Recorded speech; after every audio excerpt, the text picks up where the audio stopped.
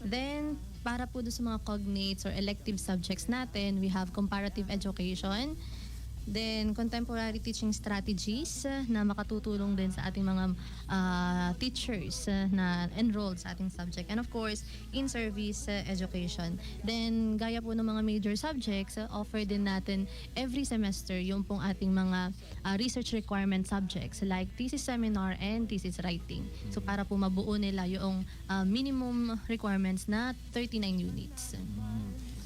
Gusto kong balikan po, Sir Ricky, yung mga nakalipas nating discussion, na ang ginagawa ni NQCI para bang ina-align dire-diretso yung development nung nag-enroll sa NQ mula sa senior high, tapos nandyan niya itong college, at nandito nag-offer ng masteral. Opo. Ang mahalaga kasi, Kuya RJ, dun sa pagkuha natin ng karera o ng career o anumang profesyon, meron tayong tinatawag na alignment. Kasi kung anong tawag sa atin sa impanta, yung bagang walang direksyon, yung ating ginagawang o tinatahak nating karera, doon tayo, at doon sa pagdating natin doon sa hulihan na kalsada, doon tayo nagkakaproblema. At yan yung pinagsisikapan ng school management ng NQCI from senior high school papunta sa kolehiyo at pagpunta doon sa graduate school program. Kaya naman sa kasalukuyan, meron po tayong pending application, and we are still waiting for the formal approval of the Commission on Higher Education doon sa application natin na additional na majors doon sa ating masteral. Kasi doon sa, kung titingnan mo, Kuya RJ, yung mga binanggit kanina ni Miss Leia na mga subjects, nandun yung school legislation, nandun yung current trends, nandun yung strategic planning, yung essential of management. Kung titingnan mo, doon pa lang sa title ng mga subjects na binanggit niya, those are all related to management. Yes. Kasi yung major na mayroon doon sa graduate school program ng NQ ay MAED, Master of Arts in Education, Major in Educational Management. So ibig sabihin, pag kinuha natin ang program na ito after graduation, ay ang naghihintay sa atin ay pagiging school administrator, pagiging principal, pagiging program head, pagiging head teacher. So yun po yung inihahanda dun sa graduate school program natin. Kaya naman nag-apply rin nga tayo sa CHED, Kuya RJ, ng additional majors kagaya ng Filipino, Social Studies, English, and Mathematics. Dahil yung BSED natin, yung Bachelor of Science and Secondary Education natin, ay yun ang mga majors din na mayroon ang kolehiyo natin. Social Studies, Filipino, Mathematics, and English. Kaya sana sa nalalapit na panahon, ma-approve na din ito ng CHED para yung mga mag-graduate sa atin ng BSED, doon na din yung diretso nila sa mga majors na iyon. Actually, sir, itatanong ko nga po sana, how optimistic po si NQCI na ma-aprubahan ito ng CHED? Yung mga major na ito. 100%. 100%. Yes. So actually, yun pong kasing mga professors naman natin talaga na wherein sinubmit natin dun sa CHED ay talagang mga doctors po yung ating mga submitted. Nasa din naman po yung mga nagtuturo dito sa ating educational management. And as far dun sa aming update is concerned, ay nasa national office na po siya ng CHED for review. So siguro ay banda-banda diyan ay maririnig na natin yung tugon ng CHED dun sa ating ina-apply na program. Pagdating naman po, Ma'am Leia, sa scheduling natin ngayon ng klase, dahil syempre alam naman natin yung mga nag-enroll po sa MAED, hindi naman MAED, yung nag-enroll, yung MAED. Pero may mga trabaho, yes. So paano po natin ito ina-arrange ngayon? So actually, sir, previously, so nagkaroon talaga din kami, no, may mga estudyante din talaga po na nagbibigay sa amin ng feedback dahil yun nga po, may mga students concerned na nagsasabi sa amin na mahirap daw pagsabayin nga. So that's why sa ngayon po we decided together with our college dean or the graduate school dean na magkaroon din, nakapattern po siya dun sa ating sa ginagawa sa college wherein magkakaroon po tayo din ng mga waves or for specific period ay ito yung subject na kukuhain for halimbawa let's say for 6 weeks or 6 weeks, then another 6 weeks ito na naman yung ibang subject na naman yung focus nung study nila, then the other 6 weeks. So bali meron po tayong three waves sa graduate school program. Okay. Ano po ito? Usually, dati kasi yung schedule po every weekend yung pasok nila. Ngayon po ba ganun din po? Assist pa rin naman po na every weekend po sila. So kaya lang ay dahil kinikater nga po natin yung flexibility ng ating mga estudyante as well as the professors. So we are now using the online learning modality. Talagang tulong naman. So yun din yung feedback sa atin ng ating mga students sa Mastaral na mas okay sa kanila, mas pabor sa kanila na online dahil nga po hindi lamang naman dito sa Reyna area yung ating mga students so sa graduate school. So marami din po mga estudyante tayo coming from the Pulilio Group of Islands. So mas nakakatipid in the sense na online yung nagiging modality nila. So nabanggit mo na rin ma'am yung modality. Sa ngayon po ba online lang yung ginagamit po? Yes, as is po tayo dun sa online learning modality. So basically ay yung pong aming graduate school secretary na mismo yung gumagawa ng mga ginagamit po natin. So talagang ni-utilize natin yung messenger na mismong yung ating pong secretary, si Ma'am Irish Dailo, yung nagkikreate po ng GC per class para hindi po namin makakalimutan or makakaligtaan yung bawat estudyante na nag-enroll doon sa mga specific subjects as well as yung mga professor. So ini-add na lamang po ng Ma'am Irish ng ating secretary yung po mga estudyante. So nagkaroon po kasi ng case before na hindi yung mga estudyante hindi daw kasama doon sa GC. So yun yung aming ginawang solution na kami na mismo yung gagawa na ang GC para lahat ng estudyante ay makasama na. So nandoon na talaga silang lahat. Gaya ng binanggit ko, Kuya RJ, kahit dun sa mga nakalipas na program natin, yun kasing NQCI, yung Northern Quezon College, is not just educational institution. Hindi lang pupuntahan ng estudyante para mag-aral. Yung NQCI din ay nagsisilbing tahanan ng mga estudyante natin. And we give weight and importance doon sa tinatawag ni Ma'am Leia kanina, yung feedbacking. From senior high school, college, and up to the graduate school program natin sa NQ, napakahalaga ng feedbacking. Talagang pinakikinggan natin, tinitingnan natin ano ang performance ng mga teachers natin, performance ng mga estudyante natin. Kasi dito nagsisimula, RJ, yung pag-improve. Kung saan ka nagkakaroon ng weakness, nakikita mo din sa feedbacking iyan. At siguro, majority, at papayag naman si Leia siguro, talaga majority ng estudyante natin sa graduate school program, karamihan dyan ay mga public school teachers. Yes, Karamihan dyan ang gagaling talaga sa sektor ng DepEd o dun sa mga public school. At we are very thankful naman sapagkat napakarami nating mga professors diyan na kung tawagin nga mga practitioner talaga. Yes. Opo, nandun talaga sila sa field ng management, administration, mga nasa public school din. At banggitin ko na rin, Leia, mamaya siguro detalye mo na lang. Banggitin ko yung ilan talaga naman na mga professors natin sa graduate school. Nandyan siyempre si Dr. Ferdinand Lacuata. Nandyan si Dr. Herbert Perez na Assistant Division Superintendent sa buong Quezon. Nandyan si Dr. Sarmiento, principal dito sa atin sa bayan ng Infanta. Nandyan si Dr. Eileen Barameda. Barameda. So, mga practitioner talaga, nandun talaga sila sa field ng education, lalo na dun sa public school. Kaya naniniwala ako na talagang pag-uusapan ay yung pagiging mahusay, pagiging effective ng mga professors. Nandyan yan sa NQCI, Kuya RJ. Ayun, medyo mabigat talaga tayo pag ba-ed level na, no? Kaya importante po yung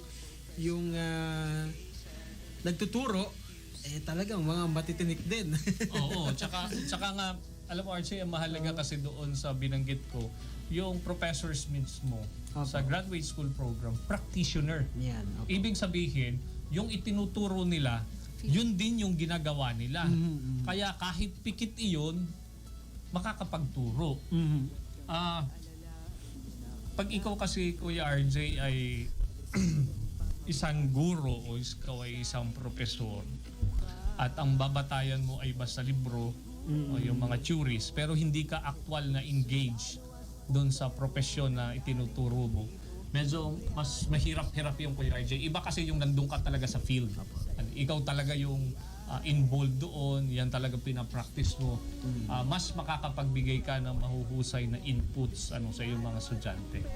Ayan. So, pwede na rin sigurong susugan ni Ma'am Lea kung sino-sino pa yung mga professors natin para po sa graduate school. Yan. So, nabanggit nga po ng Sariki na talagang mga practitioners yung ating mga nagtuturo din. So, dagdagan ko na lamang po, of course, nandun si Dr. Perez. So, nabanggit po ng Sir Dr. Eileen Barameda na master teacher sa Infanta National High School in the Senior High School Department. Then, of course, we have Dr. Mary Ann Sarmiento, principal dito sa atin. Then, we also have Sir J. Burt na siya naman pong DS, District. District Supervisor naman ng General Nakar. Then, we also have outside Reyna naman. So, we have Dr. Gregorio Sismundo na naka-base ay sa Manila together with Dr. Nona Verinia na nandoon din sa Manila. Then, yung mga nandoon naman mismo sa loob ng ating institution wherein field of expertise naman yung itinuturo nila. We have Dr. Ruben, team up with Sir Lionel and myself para doon sa thesis seminar. So yun po yung tinatawag namin na team teaching. So hindi lang iisang professor yung nagtuturo doon sa isang subject. So nagkakaroon po ng collaboration doon sa ating mga teacher. Pagdating doon sa statistics, so we have Ma'am Honey Grace for the qualitative part. Then Sir Godofredo Capara, nakabase naman din sa Arellano. Then we also have Ma'am Judy Ann Atentar na focus ng kanyang tinuturo ay about community extension, school and community relations, wherein siya po yung ating community extension committee chairperson. Okay, then we have Ma'am D. Saguta. Then also, syempre, ang ating graduate school din na Dr. Ferdinand Lacuata. So, yung mga pool of experts natin, so talagang naibigay nila yung quality na kinakailangan talaga ng ating mga nagbabalak maging master teacher. Kasi napansin ko habang minimension po yung mga pangalan ng professors, yung iba doon, college graduate ng NQCI mismo. Yes, yes. Gaya po nung binanggit niya, si Miss Honey Grace. Honey Grace din ba yun? Yun nga ang kagandahan, RJ, dun sa binanggit kanina ni Miss Lea. Talaga yung mga professors na binanggit, ang mga practitioner talaga sila. So, kasi yung educational management, more on administrative ang magiging function ito after na makuha niya yung program, makatapos siya. So naghihintay talaga sa kanya, posibleng maging siyang principal, maging DS, o maging program head.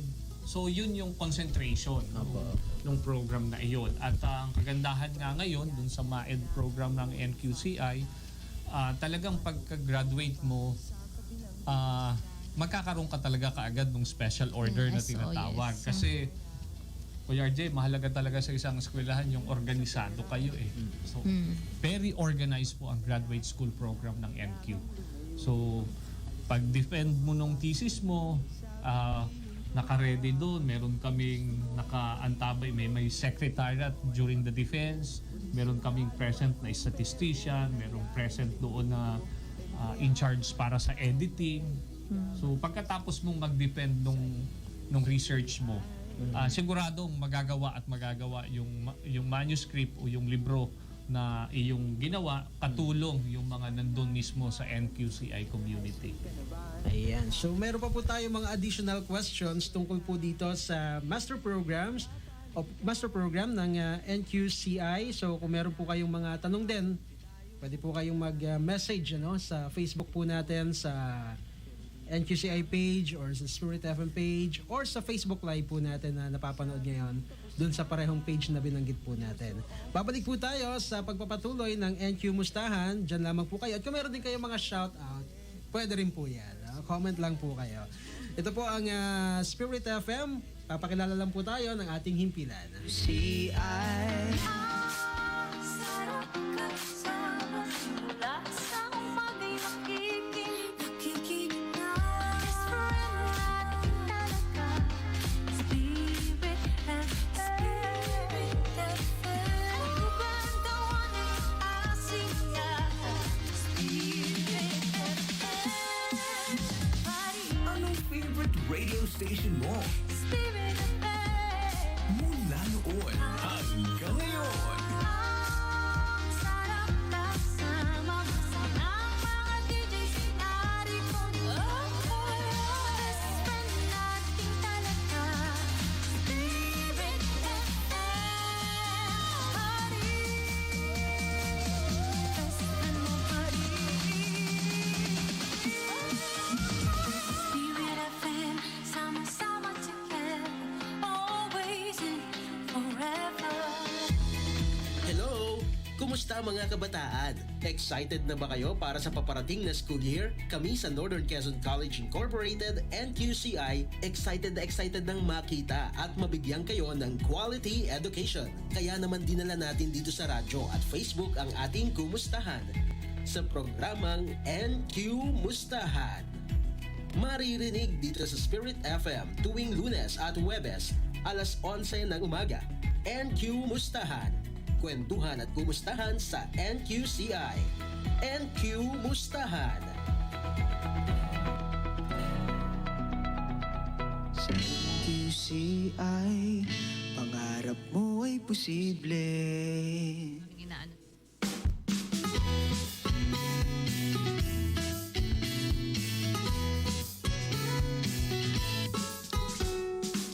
Ikaw ba'y taga-real na Karo Infanta? O tumatawid mula pa sa kabilang isla? Sa hirap ng buhay parang di na kaya, kolehiyo'y pagpatuloy dahil kulang sa pera. Oras po natin, 11:37. Patuloy po tayo sa ikalawang bahagi ng NQ Mustahan. At pinag-uusapan po natin ang tungkol sa master program ng Northern Quezon College Incorporated. Kasama po natin dito sa booth para po i-discuss ito ay si Ma'am Lea Hermogenes Peñaverde, ang MAED Program Supervisor, at gayon din po si Sir Ricardo Macasait III, ang College President, School President ng NQCI. Bago natin ipagpatuloy yung discussion, shoutout lang tayo kay Sir Marvy Portelo, nakasubaybay ngayon. Kuya Marvy. At si Sir Ernesto Bonto. Ayan, nakasubaybay pala ngayon sa ating programa. Ganon din kay Ma'am Joanne Morfe. Good morning, NQCians at mga ka-person. Person. Hello sa mga person. At si Ma'am Honey Grace may pa-shoutout. Sabi niya, shoutout Kuya RJ sa aking mama na pinaglalaba ako ngayon. Love you. Wow. Sana all. Kuya RJ, mag-shoutout ang tawag doon, yung babate. Opo. Kuya RJ, batiin ko na rin yung ating mga bagong set ng Board of Trustees ng Northern Quezon College. At last Friday po, they formally take their oath at si Attorney Chris Masongsong po ang ating naging officiating official. Ang ating po mga bagong Board of Trustees, binabati ko po ang ating chairman, si Mr. Alan Borreo, Vice Chairman si Sir Ronald Orejola, si Father Mario Establecida, si Sir Alex Romantico, si Sir Juanito Jun Gosilatar, si Ma'am Dory Palispis, si Ma'am Presi Pojeda, si Ma'am Malu Avila, at of course, si Ma'am Emily Burgo. Magandang umaga po sa inyong lahat at sa akin pong ex-girlfriend, si Councilor Cherry Makasay. Good morning po. Good morning po at congratulations doon po sa bagong set ng ating BOT. Ayan, ng NQC. Sila yung mga, kumbaga, talagang nagtataguyod din ng quality education ng NQ. Kung hindi po sa kanila, hindi po natin ma-accomplish o makukuha kung ano man pong meron ngayon sa NQ. Kasi napakahalaga, Kuya RJ, yung teamwork. Pagka may teamwork talaga, nagiging madali ang lahat. Pero pag hiwa-hiwalay, sabi nga, united we stand, divided we fall. At natutuwa din naman ako talaga, Kuya RJ. As of today, ang NQCI po ay mayroon ng 3,200 enrollment. At ang first year po natin mahigit ng 1,600. Ang daming freshman. Ganon din, Kuya RJ, sa bahagi po ng graduate school program po ng NQCI, talagang nakakatuwa po.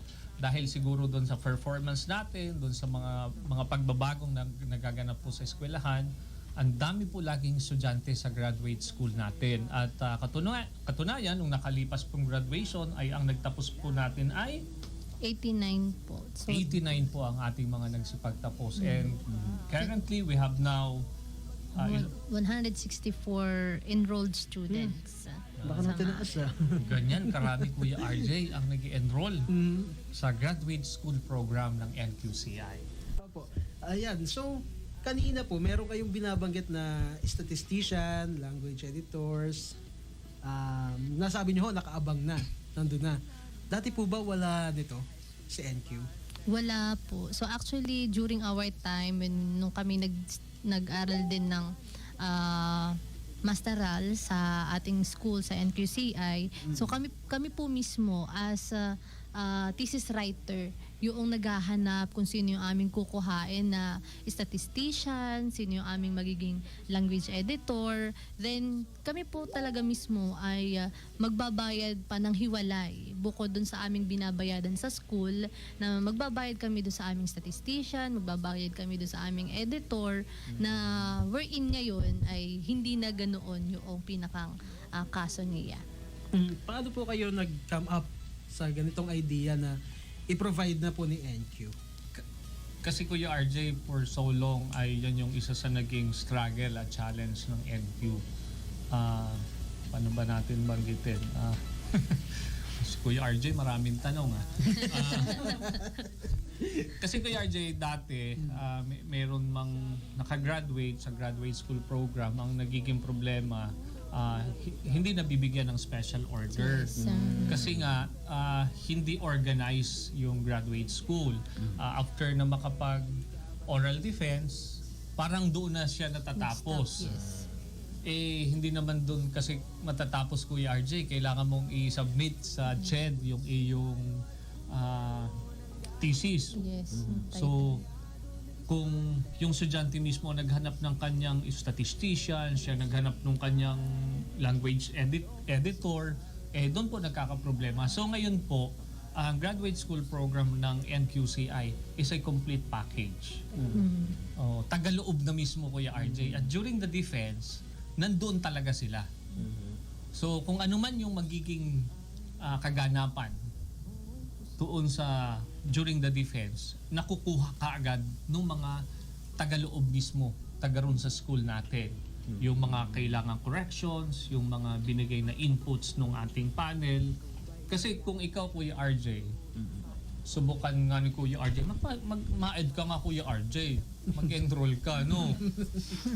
Kasi dun sa program, Kuya RJ, kung ikaw ang nakasalang, ikaw ang magde-defend ng thesis mo, parang ang hirap para sa iyo mismo na lahat ng corrections, lahat ng inputs, lahat ng suggestions ng panel na ikaw na yung nagde-defend, ikaw pa ang magsusulat mag-isa doon. So doon kasi nagkakaproblema. So dahil sa kami nga sa bahagi namin Kuya RJ, napaka-importante ng feedbacking, yung pagkakaroon ng planning, pagtingin doon sa strength and weakness ng school.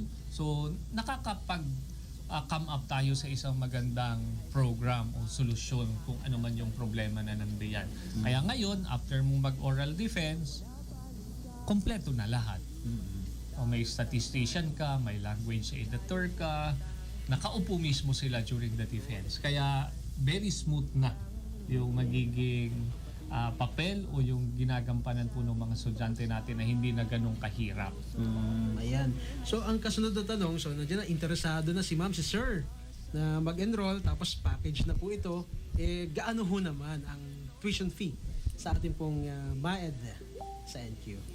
So actually, yung pong ating tuition fee, so per unit po natin sa graduate school is 450. So kapag naka-enroll ka po ng 9 units, so you have 4,050 for the tuition fee plus 1,000 miscellaneous fee. So bali 5,050. So compared nun sa iba na talagang humaabot Miscellaneous ako. fee pa lang yun doon sa iba. 5,000. Miscellaneous fee pa lang yun sa iba. So pero sa atin kasama na yung miscellaneous fee. So ganun yung ibinibigay nating package sa kanila pero with yung very affordable ng ating mga teachers din. With 5,050. Kasama na po doon yung yung pong in-house statisticians. Yung mga Ibang bahagi naman kasi Kuya RJ na yun. Yun kasi ay doon sa last part na ng isang estudyante Yes, bago siya makagraduate. So yun ang medyo kailangan talagang paglaanan ng financial. Yes. Okay, may financial aspect na kailangan doon kasi pag piprint ka na mismo nung thesis mo, medyo magagawa ka na ng survey mo doon. So yun talaga ang medyo may gastos na. Ayun. Pero So, hindi dun pa rin naman kalakihan compare talaga sa ibang school. So actually po dun sa ating kapag yung mga estudyante natin na naka-enroll sa thesis writing, so they have to prepare at least 18,000. So yun na po yun. Kasama na doon lahat. Nandun na yung fee para sa statistician, fee para sa language editor, fee para doon sa food na na mismong school na rin po yung nagki-cater doon sa school sa mga magde-defend. So hindi mo na kailangan na unlike before na ikaw na nga yung magde-defend sa araw na iyon, ikaw pa yung paspasan ng paghahanap sinong magki-cater sa inyo, sino yung ikaw pa yung maghahanap ng ano yung ating kakainin. So hindi na, ang gagawin mo na lang as a writer, as a magde-defend. So pupunta ka na lang doon sa event, doon sa venue, then mag-relax ka na lang kung gusto mong kumain, so kumain ka na. Then pagdating ng time mo na ikaw na yung magde-defend, so wala ka nang gagawain. So ganun na lang, ganun po siya na kasimple. Mag-uubos ka na lang po ng kaba. Yes. Oo. Pero less na Kuya RJ yung stress na mag-iisip ka pa ng ay ano ba ipapakain ko, anong ihahanda namin para mamaya. So ngayon Kuya RJ, kumbaga man sa tapusan ay hindi ka kapisanan. O bisita ka, dadating ka na laang, nakakabit na ang CV, may dala ka nang nakaupo, sasayaw ka na laang. Maghihintay ka laang ng tugtughan kung anong palakad. So ganun na yung sistema. Ayan. Yung po namang mga requirements natin pag enroll. So, ganun pa rin po, same po.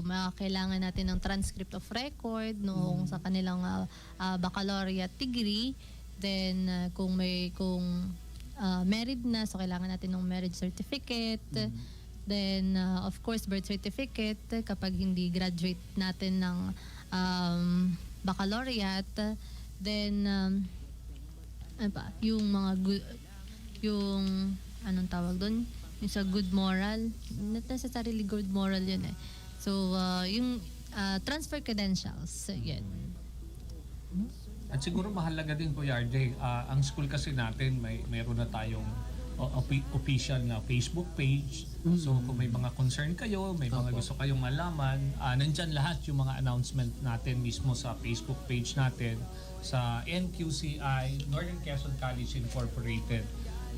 So, pakibisita na lang, tingnan po natin, nandun po lahat yung mga concern siguro na kailangan yung masagot. At samantalahin na rin natin yung pagkakataon, Leia, para mai-announce ang magiging celebration ng NQCI ngayong darating na September 26. Opo, magdiriwang po ang NQCI ng kanyang Foundation Week. Yes. Week, ha? Big talaga Week. po siya. Long week. Kaya Kuya RJ, iniimbitahan ka namin yung lahat po ng ating mga nagsipagtapos, yung Yes. alumni po natin ng NQCI, inaanyayahan po namin kayo na makiisa sa gagawing pagdiriwang po na ito ng Northern Quezon College. Magkakaroon po tayo ng motorcade, Motorcade. po doon sa first day. September, ano pa ito? 26. Opo. Ayan. Ito po yung simula, no? Opo, yan po yung simula. Hanggang 30 na nga, 31. Yes po, 30 sir. September 30. So, ipopost po natin yung mga activities natin doon sa ating Facebook page. Okay, so abangan natin dyan sa page, ano? Okay, so ito po, yung mga nadidiscuss natin, ito po ay sa graduate school, ano ho, ng NQ. Pero siguro magandang pagkakataon din po ito, Sir Ricky, na ma-discuss din po natin yung tungkol sa Prof Ed, Professional Education. Education. Pahapiyawan lang po Oo, natin. Leia. Mhm. Yan. So, bali, kung hindi pa ako nagkakamali, last June or July, this June or July, nag-release po ang PRC ng memorandum regarding ang tawag doon, yung pag-select. So since alam naman po natin na nagkaroon na ng changes sa curriculum ang ating DepEd. So, sinundan po yun ng ating CHED. So, noong nakaraan pong June and July ay nabanggit po ng PRC dun sa kanilang memo na kailangan na rin nating i-revisit yung curriculum ng ating Prof-Ed. So, sa pagkakaalam po ng karamihan na meron po tayong 18 units na sa ating professional education o yung ating teacher certificate program. So, nung ating pong inirevise yung ating curriculum sa Prof-Ed na ikikater nga po, ibibridge nga po natin doon sa new curriculum natin, ay we come up na it will become 30 units. Pero as is na isang semester pa rin po siya. So, ano po yung pagkakaiba? So, of course, meron pa rin po tayo doon ng mga Prof-Ed subjects. But we also included na meron po sila yung aming tinatawag na course assessments. So, meron po kaming 3 course assessments, 1, 2, 3. Pero yun po yung, ang katumbas niya ay yung tinatawag natin na in-house let review. So, kasama na po doon sa 30 units na iyon, yung pong yung 9 units doon ay para doon sa ating in-house let review. So para po doon sa course assessment 1, so i-reviewin po natin yung ating mga estudyante, yung ating mga naka-enroll sa Prof-Ed regarding sa mga Gen Ed subjects or yung mga general education subjects. Knowing na yung pong ating mga magiging graduate ng mga Prof-Ed ay ang tatahakin po nila ay sa BS-Ed course. Ano po? So, yun po yung una nating so meron sa pagdating po nila ng LET, so 3 area din po, 3 areas din po yung kanilang iti-take. So meron general education, professional education, at saka major subject. So doon po sa 3 areas na yun, so re-reviewin po siya ng school doon sa 3 areas. So yung una sa Gen Ed, pangalawa sa Prof-Ed, kasi kokonti lang po yun limitado lang po yung ating ibibigay sa kanila doon sa 18 units na yun po yung nakaraan. So, pero doon pagdating sa review, so ilalahat po natin siya. So lahat po ng mga Prof-Ed subjects offered sa education course, so ibibigay din po natin doon sa ating mga magiging prof ed students. Then yung pangatlo po ay i-review naman natin sila wherein supposedly hindi talaga naman dapat pero isasama po natin na i-review din natin sila sa major subject. So kaya po tinatanong natin sa mga estudyante kapag nag-e-enroll ano yung kanilang bachelor's degree dahil yun po yung magiging basehan. Ano ba yung i-review? For example, siya ay yung nag-enroll sa atin ay BSBA graduate. So probably ang kanilang magiging field of specialization will be social studies. So i-review natin siya doon sa mga social studies majors, major subjects. So yun po yung kaibahan doon po sa ating ini-offer na Prof Ed noon sa ngayon. So yun po. May mga changes po pala tayo sa Prof Ed. Yes. Mabutit na pag-usapan po natin ito. At take note din po, itong Prof Ed, ito'y open sa mga graduate ng BSBA, Mascom, kahit anong courses po. Yes. Opo, Opo. 4 years po ha. 4-year 4 years. course. Opo, 4 years course. Kuya RJ, nakalimutan ko palang batiin din si Ma'am Laura Flores. Isa rin po sa bagong member ng Board of Trustees po natin. Tinignan ko po kasi kanina yung pictures ay si Ma'am Laura nga pala ay nung time na magkaroon ng oath-taking ceremony ay nasa seminar siya. Kaya hindi ko siya nakita doon. So, Ma'am Lala, good morning po.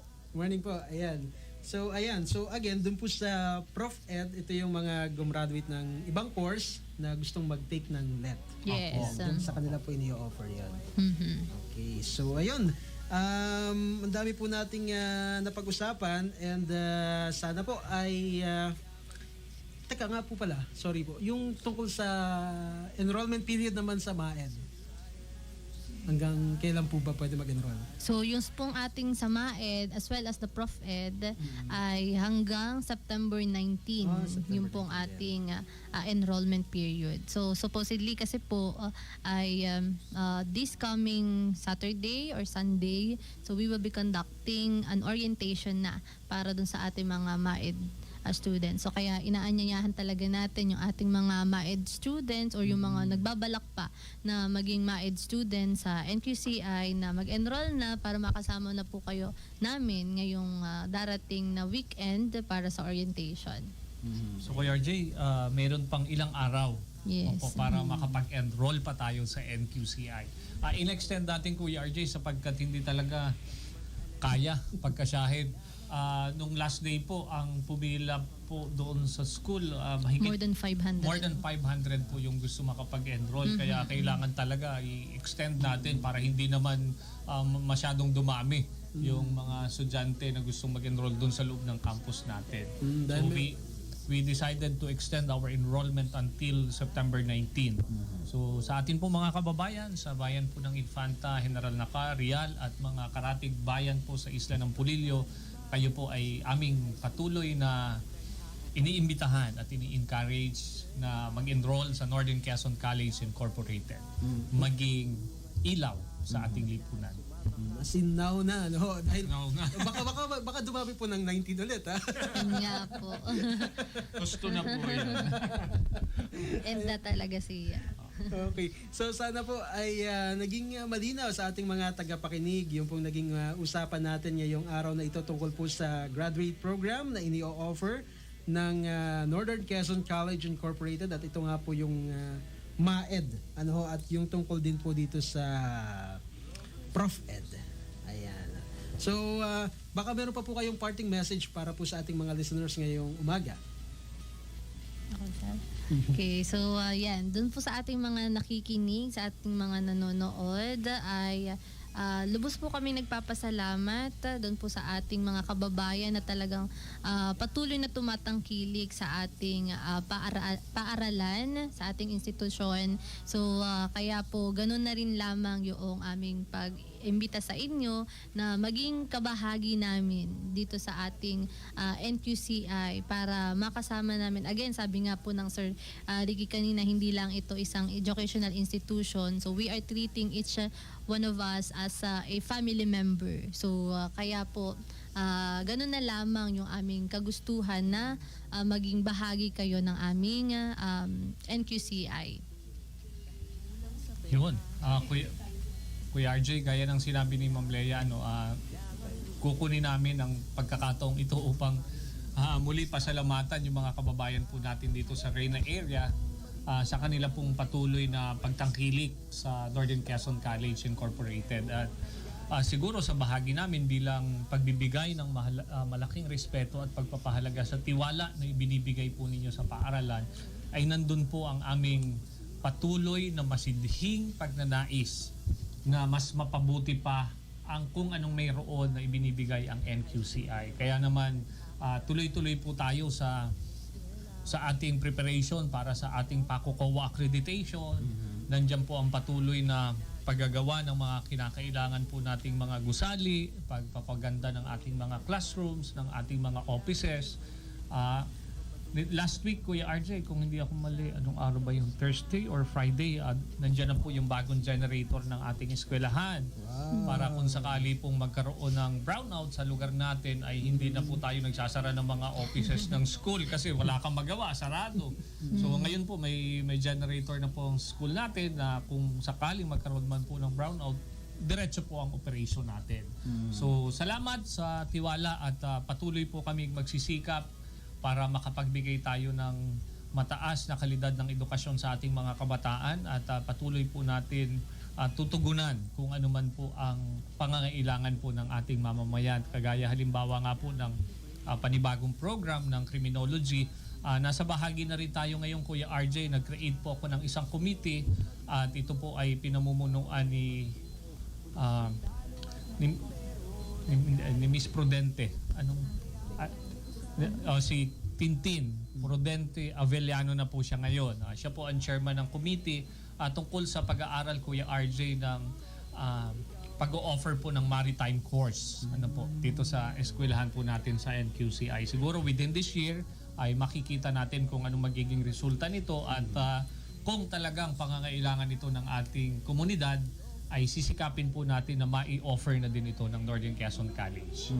Ayan, at siguro gusto ko rin pong ihabol bago tayo magpaalam dahil nais po natin kilalanin yung pagsuporta din ng mismong institusyon na NQCI dun sa mga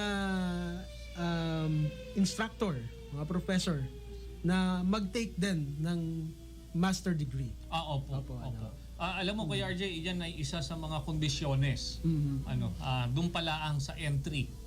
Sa pagpasok po ng mga teachers natin sa NQCI, kasali po yan dun sa mga kondisyon na hinihingi natin na kailangan mag-enroll tayo sa graduate school program. Dahil naniniwala tayo, Kuya RJ, na dapat dire-diretso yung pag-professionalize dun sa ating mga faculty and staff. At bilang tugon din at tulong po ng institution ay binibigay po natin ito for free sa ating mga faculty members at saka employees. So mag-i-enroll lang at school na po ang bahala. Ayan, opo. So yan na po ang kabuuan ng ating programang NQ Mustahan ngayong araw na ito ng Lunes. At muli binabati po natin ang NQCI ng 54th founding anniversary ngayong taon. Napakatagal na, no? 54 years na dito sa community, si NQ. Ayan, so maraming salamat po sa inyong ginawang pagsubaybay. Nakasama po natin ngayong umaga ang MAED Program Supervisor sa katauhan po ni Ma'am Leia Hermogenes Peñaverde at ganyan din po ang napaka-supportive na school president sa katauhan po ni Sir Ricardo Macasait III and behind the scenes si Ma'am Honey Grace Dig. At batiin lamang po natin si Sir Claire Resplandor at ganoon din si Lexter Dones. Sabi niya, pa-shoutout po kuya, first year student po ako ng NQCI at ng BS Cream. Thank you po. Magandang umaga sa iyo, tanghali na Lexter. So, ito po ang inyong lingkod, RJ Caruncho. Magsama-sama po muli tayo sa darating na Webes para po sa isang panibagong episode ng NQ Mustahan.